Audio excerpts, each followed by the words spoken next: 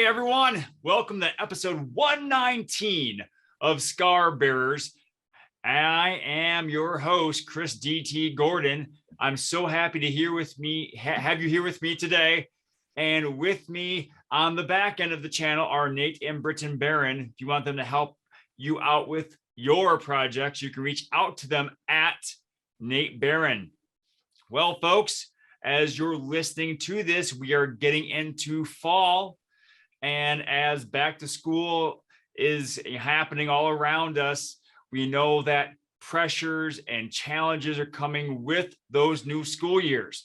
And if my message of the attitude of gratitude can help your student out or students out with dealing with those challenging events by increasing their gratitude, positivity, and resilience, please reach out to me at chrisdtgordon.com. You can email me at chris@chrisdtgordon.com. You can message me here on the Scar Bears podcast, but let's start that conversation so I can help your students or maybe your organization with my message of the attitude of gratitude. Well, folks, you're not seeing double. There's my Scottish twin, Andrew Durning, joining us today. Andrew, how are you doing, my friend? I'm very well, thank you, Chris. Thank you so much for having me on. I thought after you had been on my podcast, you would have been like, oh, maybe he's a bit too crazy for this, but I really appreciate it. Thank you so much for having me. Oh, my pleasure, my treasure. As a guy who calls himself the discount Deadpool, and I have a picture of Deadpool with the Ninja Turtles, my level, my tolerance for crazy, I put in air quotes, is pretty high. I love but hanging out with people with a lot of energy, and you definitely have that, my friend. And so, thank you. Oh, my pleasure. So on Scar Bearers, we often talk with people who have physical scars like myself, but you are an example of someone who has more emotional, mental scars. Would you mind sharing your story with us, please? Yes, of course. So, as you've said, Chris, my scars are more of the mental variety. I am a long-time sufferer of mental health issues. The ones that I have been diagnosed with, because I'm pretty sure there would be a longer list if I got more into it, are severe anxiety, specifically social anxiety, manic depressive, which was renamed to bipolar disorder, but I prefer that. It just makes me sound that a little bit extra mental, which is always fun to kind of throw around. Spice in there, you know.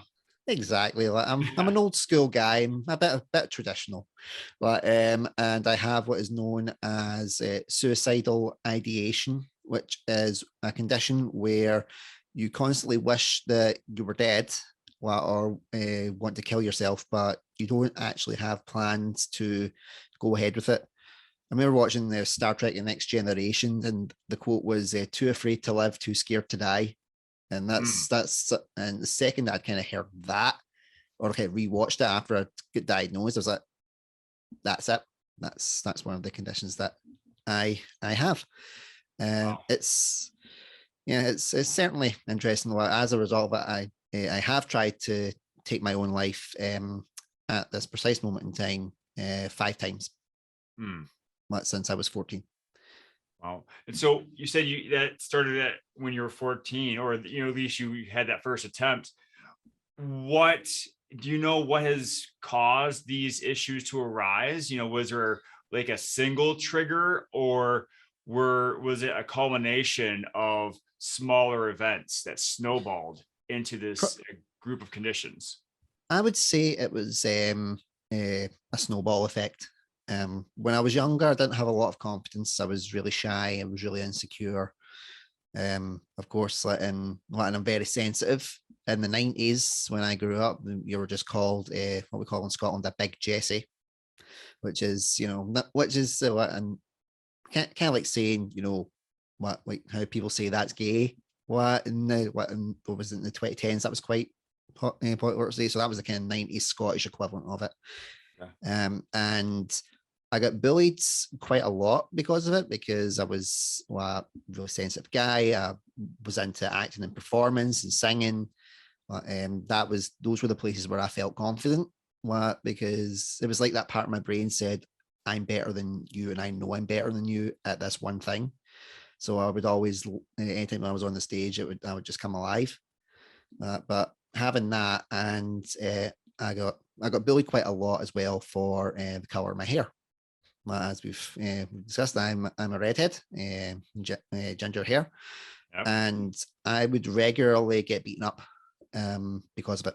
When I got to high school, it wasn't as bad in primary. When I got to high school, it was really bad. It was at least twice a day that I would get beat up for it. It was that was kind of when, because when you're that age, a teenager, hormones are raging as well. Like, you don't know what's going on with yourself. Like, my comfort was always like food, so I was quite chubby as well. So yeah, fat ginger kids with kind of slick back hair, thinking he's Danny Zuko from Greece, but looks more like Rizzo. But, like what very sensitive, not good at sports, not like not overtly manly. But I would be the type of person that could make a cigarette tray for someone that would catch fire. That would be the kind of guy that I was. So it wasn't really, in late 90s, early 2000s Scotland, that wasn't really an acceptable thing. And I just remember and I was getting bullied quite severely in my second year. So, and I remember I had a ghetto blaster, and I just decided when I was in my room one day, I was like, I'm just going to wrap that cord around my neck, wrap that around my light fixture, and I'm out. I'm done. Well, so I did it. And the cord broke, which is very difficult to do. As I found out later on, I just thought, oh, you're that fat that you broke the cord. What's up with you? Turned out that wasn't what possible. I really should have been dead.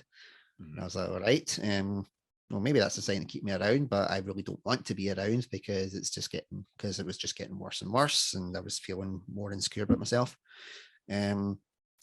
Tried to take overdoses a couple of times. Just never kind of got the doses right. As I got into my 20s, and I thought I'd finally kind of turned a corner. Like, I was out of those kind of toxic environments. I was at college studying from acting performance. I was feeling good about myself, and I started seeing someone, which was good, well, at least at the start. It turned into 3.5 years of abuse, which was mental, emotional, and physical. A lot of it around my weight as well. This person, where I call them the thing, because I can't actually mention the name or even think about it. I used to say it was Voldemort, but then I didn't want to insult Voldemort. Yeah, you got to draw a line somewhere. Yeah. I mean, he had an excuse. He was noseless. Yeah. But she had issues with her own weight and would project them on to me. And if I was losing weight and this person wasn't, it would be a case of, there must be something wrong with you. You're a freak. And again, making me question everything about myself. It isolated me from my friends, my family. It all became, it was a nightmare, but I didn't actually know I was living, and I just thought this was normal. Because my brain was that warped by it. And you didn't know much different. No, definitely not. And because I was so afraid to be alone, really, I thought this was about as close as I was going to get. And it was just like, well, this is probably what it's like, which it wasn't, because this person then had an affair with my 15-year-old cousin. And she was his counselor at his school at the time. So the relationship ended, but not after I'd been assaulted. I was actually assaulted twice after the relationship ended. And one of the times was, it was too kind of coincidental. I'd had contact from that person And then 2 nights later, I got like three young men, like 2 o'clock in the morning, rounded a corner, wrong place, wrong time, jumped, and my teeth were knocked out. And suffered some damage to my brain as well. What never officially diagnosed as, it was brain damage, but they were like, what, you're not right. There's something kind of not right. I never wanted to find out what it was.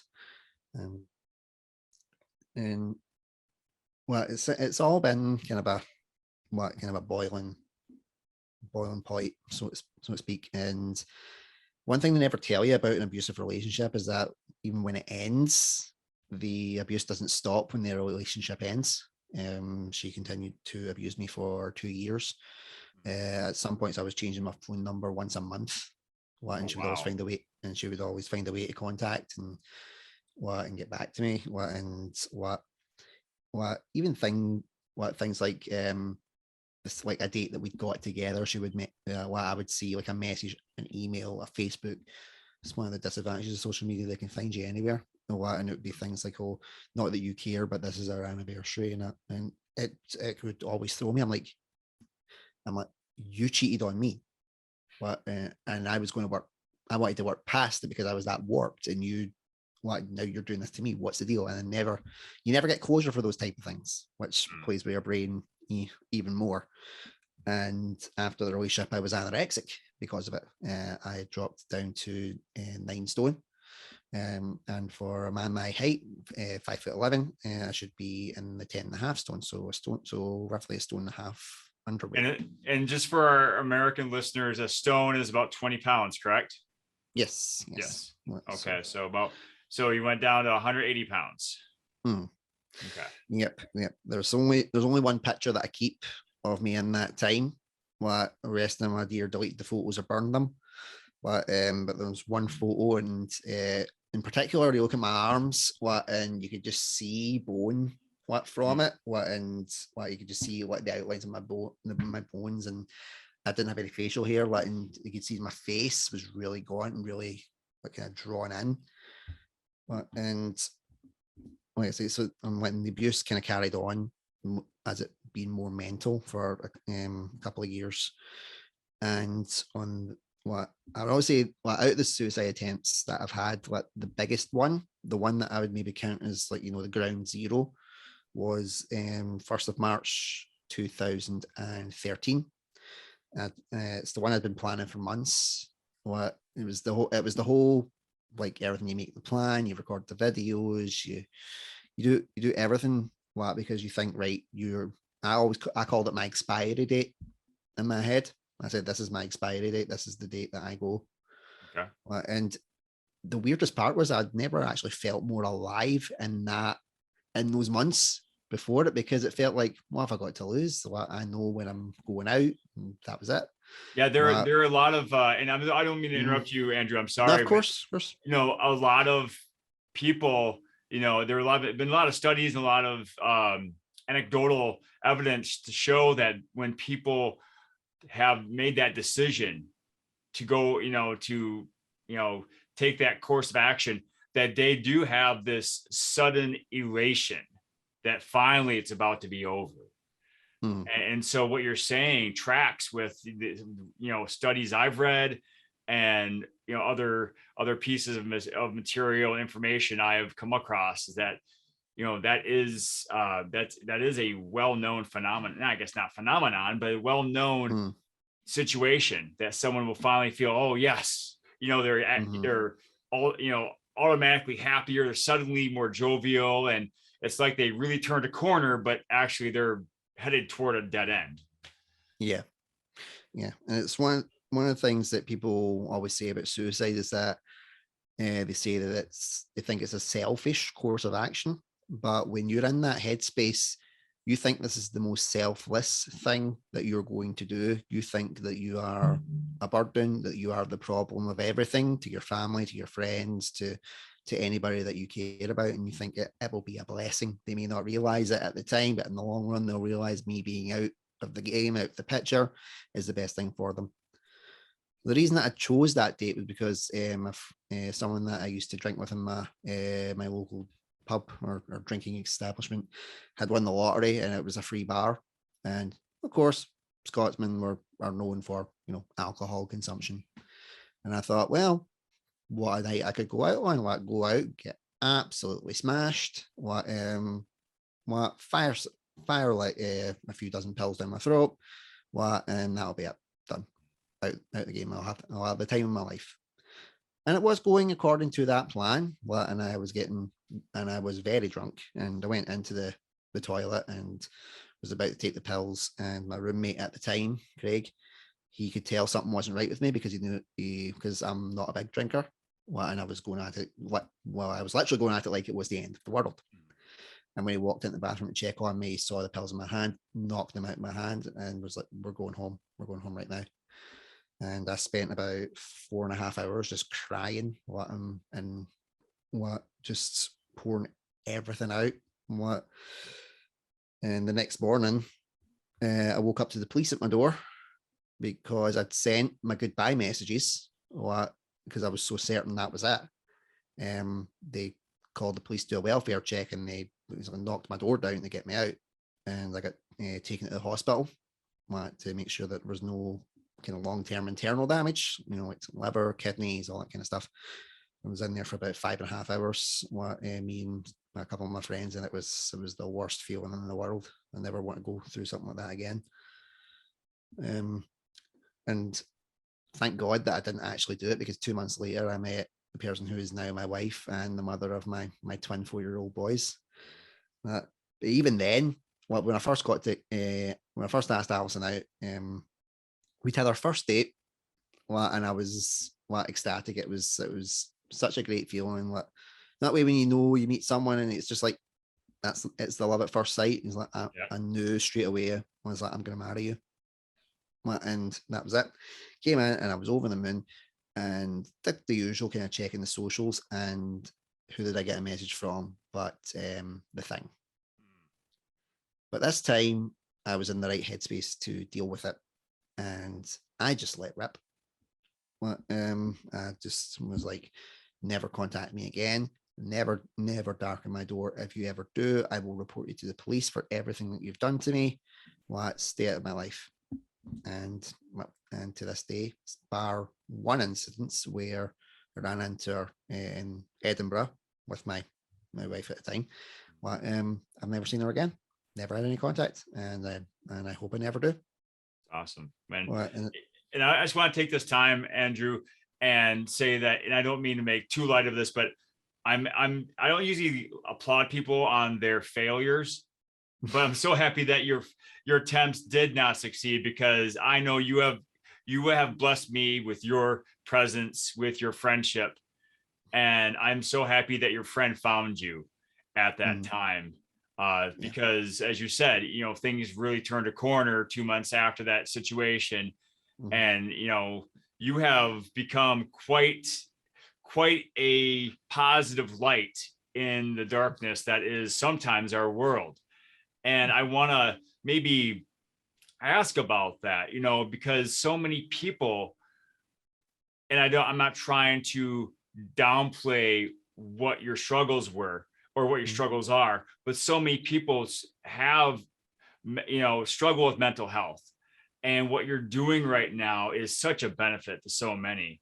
And so can you maybe explain how you got into the mindset of being a podcaster and sharing your message? Yeah, well, all started in lockdown, like everything else. Everybody and their granny was making a podcast, and I thought, I'm going to try as well. It's like I only had 3 weeks because I was an essential worker, so we had to go right back to work, which was the basics of, you know, you may die, good luck. That was the long and short of it. And I'm like, oh, thanks. So I started it was just messing about, really, like just, you know, general ranting, when like you very realize no one wants to hear a fat middle-aged ginger guy just ranting about the world. But then my great aunt Gina passed away. She took it. Oh, thank you.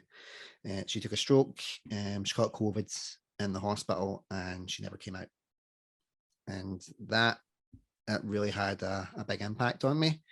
She's one of those kind of like, matriarchal figures that you think will outlive you no matter how old they are. Well, me and my brother, what I both used to say, she's going to outlive the both of us. She was so vibrant. She was so full of life.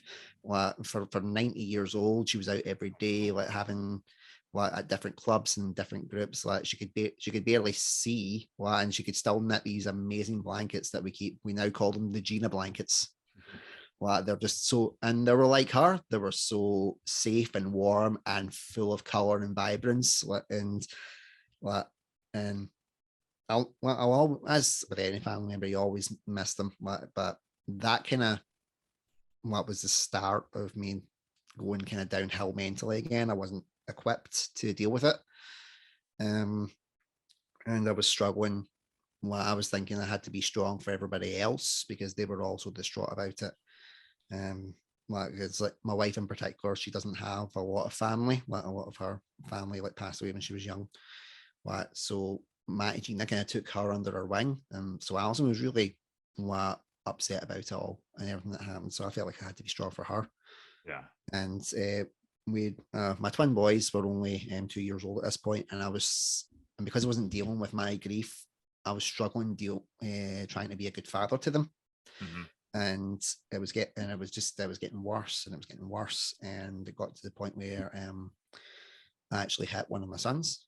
I slapped him, and I'm not like that. I don't condone violence of any kind. I don't have a violent bone in my body. And that was kind of the tipping point where I realized something wasn't right. I just I hid in my room, and Alison called my parents, and I was just in floods of tears. And it got to the stage where I had to get removed from my family for 6 weeks. Because I was told I was dangerous myself, but because of the several suicide attempts I had, that felt just like an average Tuesday. But when they say you're a danger to your sons, that was the worst gut punch I've ever had.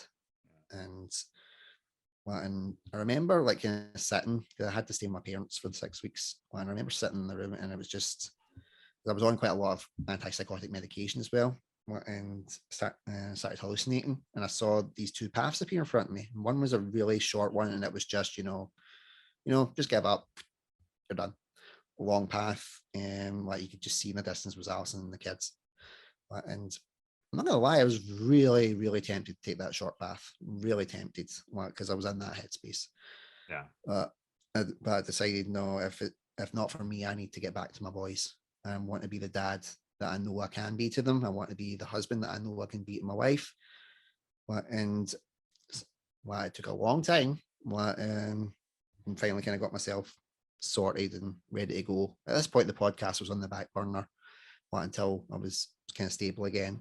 And during that time, I'd raised money for the Scottish Association of Mental Health. I'd released a cover of Flower of Scotland. We raised over £700 for it, which was great. And it got me thinking. I was like, I want to start the podcast up again, but what am I passionate about? I was like, well, I'm passionate about the arts because that's something I'm good at. That's a skill.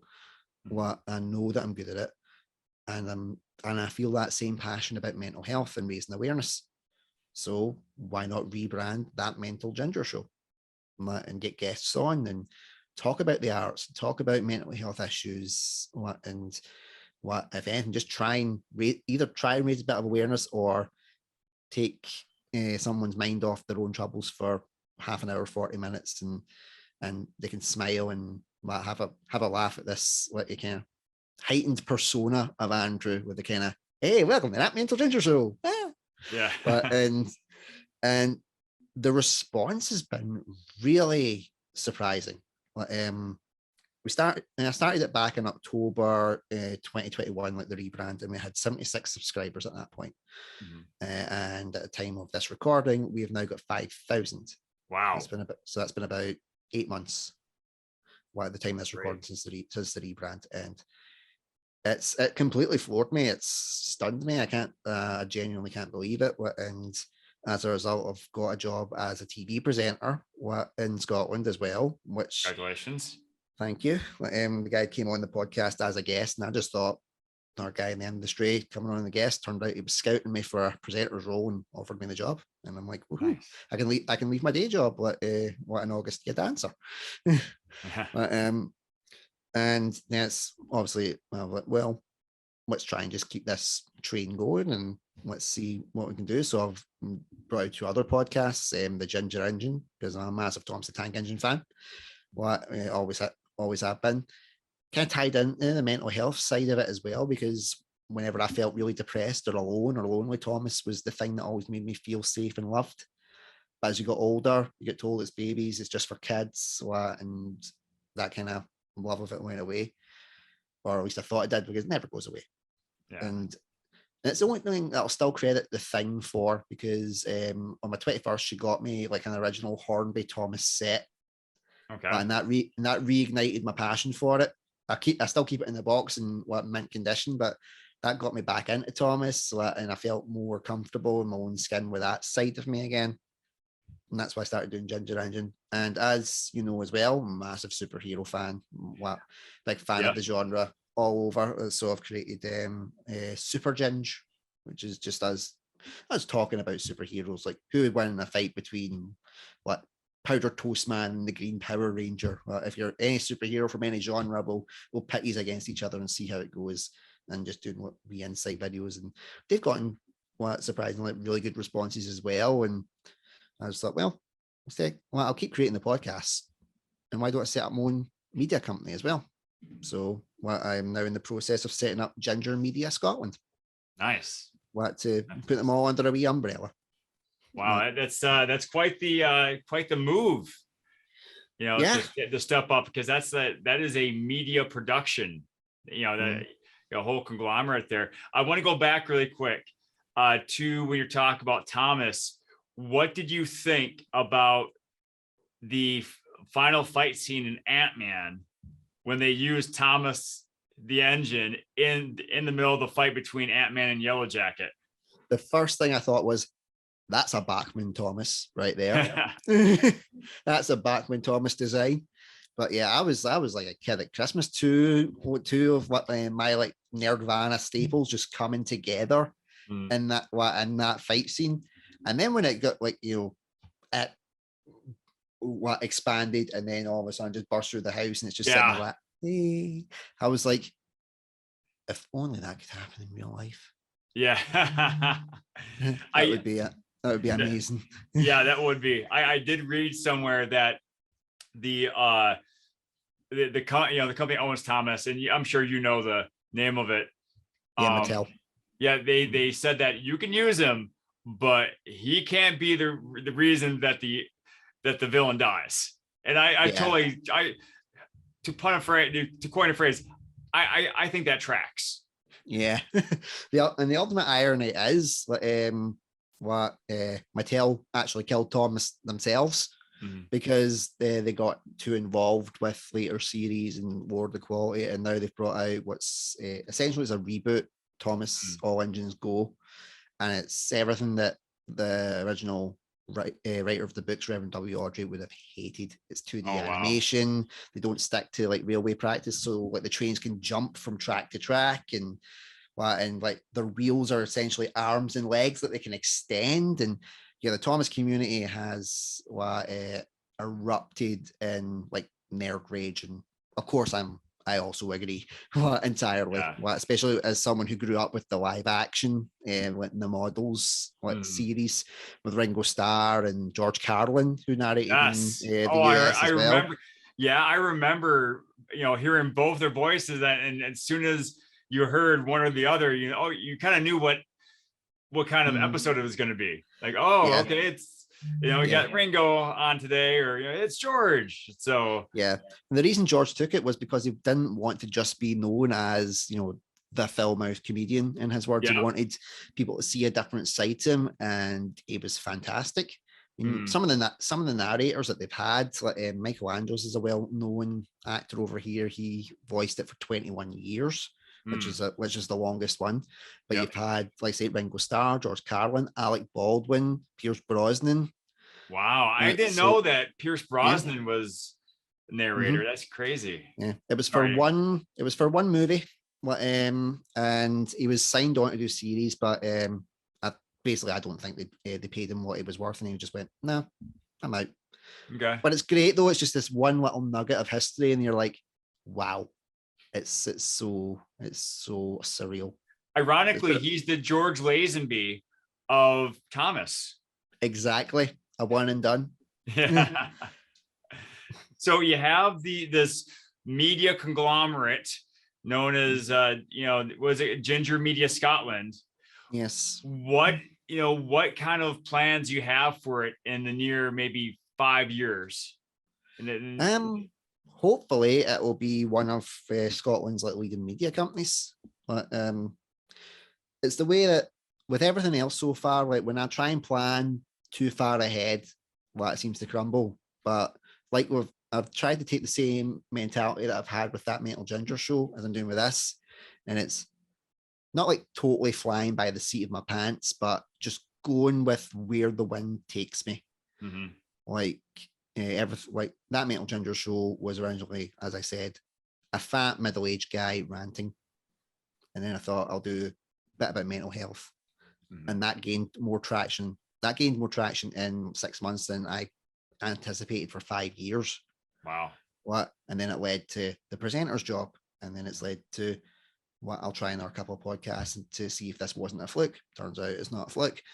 And I'm just like, okay, well, I'll try and just maybe put it under a media umbrella and see how I go, and just running with that, and that'll be another kind of, I'll take my time with it, slow and steady, to win the race, because this is a race I definitely want to win. Yes. And just any opportunities that come my way, I'll take them. And if I don't know how to do it, I'll learn. When it comes to this industry in particular, I'm a fast learner. Well, that's fantastic. Yeah, those are good skills to have. And so, Andrew, how can people reach out to you if they want to see what you're up to with the various podcasts, or maybe they just want to chat you up and just see how you're doing? Yeah. Well, if they want to just chat to me, search Facebook for Andrew Durning.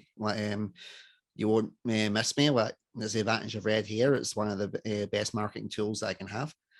If you want to watch any of the shows, search That Mental Ginger Show, Super Ginge, or the Ginger Engine on YouTube. That's kind of the main platform. Pardon the pun, because we're talking about engines. Yep. To see it on. And kind of everything that's in the background here, they've all got a Facebook, a Twitter, or Instagram. I've not evolved to the point of TikTok yet. I'm not there. Yep, I hear you. That's not me. Some of the early episodes of That Mental Ginger Show are also on Spotify. Before we kind of moved to a YouTube exclusive, so we could get more subscribers. Everybody said, "Well, that's a risk," and then I went, "Well, we jumped up to 5,000 subscribers. So what risk are we talking about?" Yeah, exactly. So as we wrap up our conversation, Andrew, what is something that at the time it occurred, or at the time it came into your life, you didn't find to be grateful for it, but now looking back, you find that it was almost indispensable, or you are at least very grateful for it? Well, the number one thing is my family. Definitely. When we found out that we were having twins, it was a state of shock.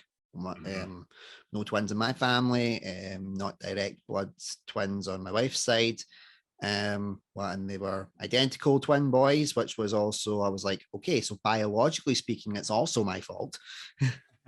And I was a bit kind of worried about it. Well, I was very worried about it. I was like, well, it took a long time for me to finally decide I wanted one kid, because I thought, I'm not going to be a good father. I'll never be a good father. I don't.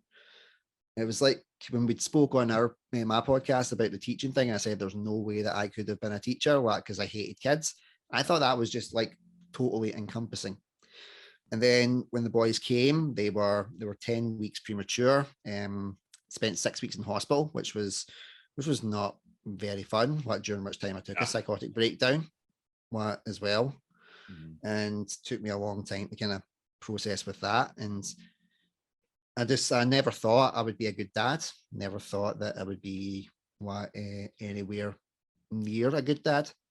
And it wasn't until kind of after I'd had that experience with being removed from them and fighting so hard to get back to them. And it was my therapist that said, well, what do you think what do you think a good dad is? And I kind of rhymed off all my reasons. And she was like, you're never going to be that. That's a goal that is literally unattainable in your head. Don't be good, be good enough. Strip it down to the basics and build it from there. And that's the best advice I was ever given.